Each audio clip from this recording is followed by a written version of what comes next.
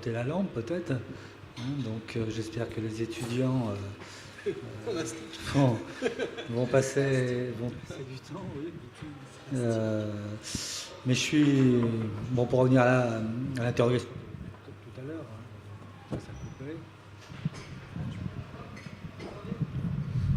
Oui, pour revenir à l'interrogation sur l'inquiétude, il n'y a pas d'inquiétude, il y a la confiance.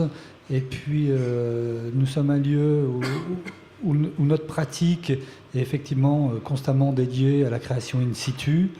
Là, en ce moment, je suis en train de faire le commissariat d'une expo qui doit ouvrir le 15 janvier, dont je ne sais absolument pas de quoi elle va être faite.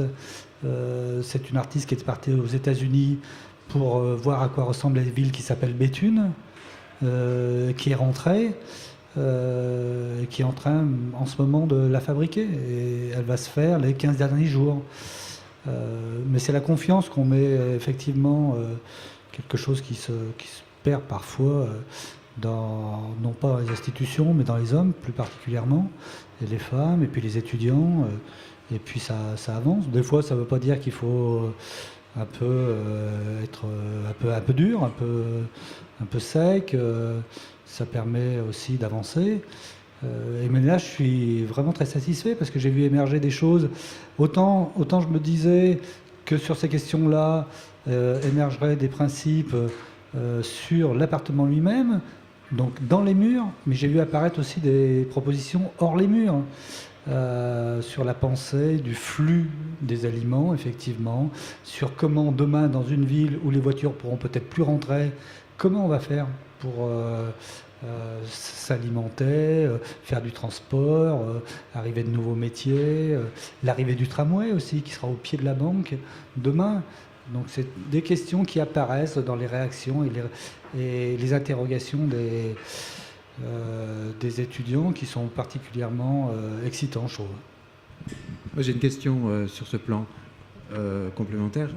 Comment c'est accueilli dans la ville ? Alors, aujourd'hui, c'est accueilli dans la ville plus particulièrement directement avec les personnes que les étudiants ont pu rencontrer, mais il ne faut pas rêver. Non, mais globalement, le lieu... le lieu. Oui, et sa destination, comment tu le gères ça crée enfin, il y a des milliers de personnes qui poussent la porte. C'est la guerre. Non, et je pose sciemment la question parce qu'on est à Saint-Étienne, et ce qui se passe ici, c'est pas fait comme ça. Je veux dire, oui, je sais. Oui. Il y a eu des résistances. Donc, c'est intéressant de savoir comment ça se passe. Mais j'ai vécu le Saint-Étienne de l'avant, puisque je suis originaire de Saint-Étienne. Et je vis le Saint-Étienne de l'aujourd'hui, et je vois combien tout ceci s'est métamorphosé, mais tout ceci ne se fait pas sans du sang et des larmes, je pense.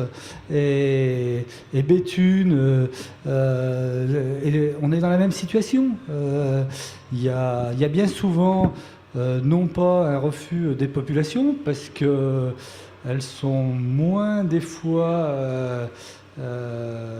rébarbatives par rapport aux nouvelles formes d'innovation que certaines formes d'élite qui pensent que c'est pas fait pour notre population.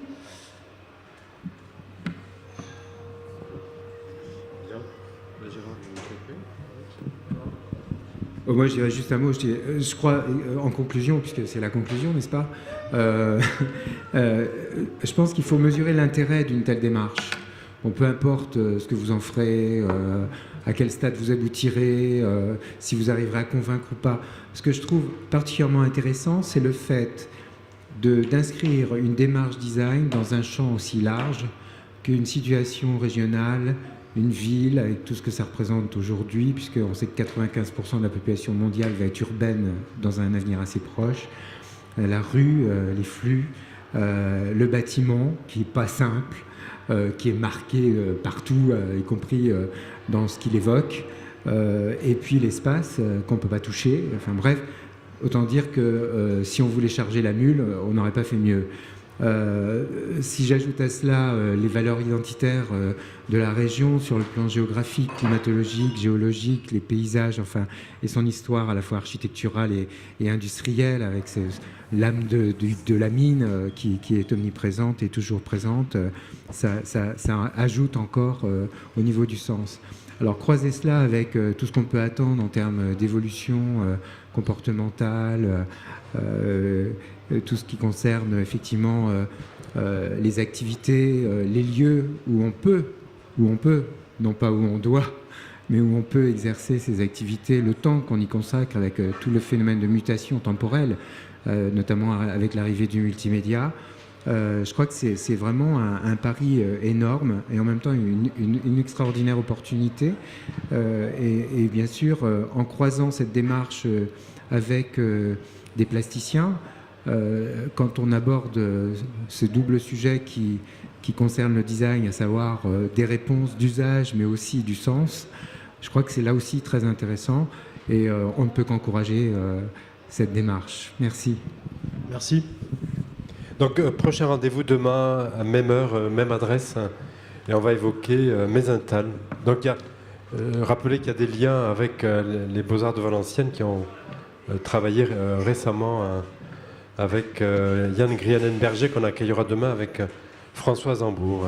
Voilà, bonsoir.